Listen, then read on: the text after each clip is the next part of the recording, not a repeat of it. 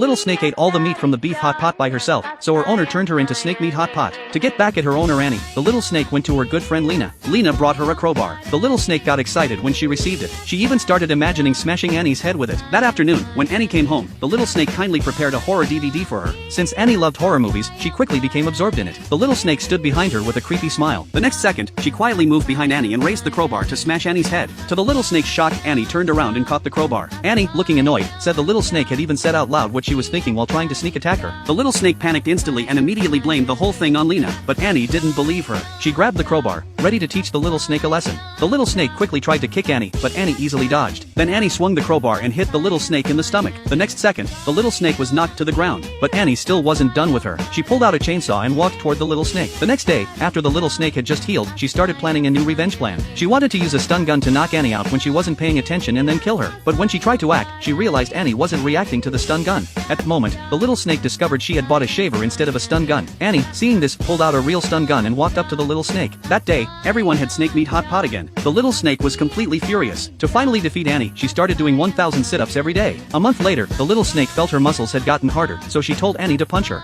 The moment Annie's fist landed, the little snake's muscles instantly went soft. The next second, the little snake was knocked out again, but she still didn't give up on revenge. The next day, she secretly hid under the floor of the room, planning to take Annie out when she got close. Just then, a trident suddenly stabbed down. The little snake was startled. To check if Annie had discovered her, she threw an eraser at Annie twice. When she saw Annie didn't notice, she smiled proudly. But just as the little snake picked up a hammer to sneak attack Annie, her phone suddenly rang. The caller was Annie. The little snake panicked and tried to hang up, but Annie directly opened the floor. The little snake nervously said she was just resting inside. But when Annie saw the hammer next to her, she immediately realized the little snake was trying to kill her again. Before the little snake could react, Annie picked up the hammer and hit her on the head. After several failed attempts, the little snake realized she could never beat Annie. 死んでくださいですの。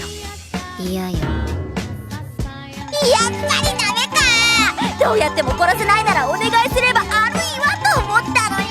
どうしてあるいは。She completely broke down. Just then, the TV showed a scene of a man being pushed off a cliff by his friend. The little snake immediately came up with a way to assassinate Annie. She imagined luring Annie to a cliff while climbing a mountain and then kicking her off. She also imagined, while crossing a bridge, pretending not to save Annie if she slipped, then using her tail to knock Annie down into the canyon. The more she thought about it, the more excited she got. She immediately invited Annie to go mountain climbing with her, but Annie directly refused.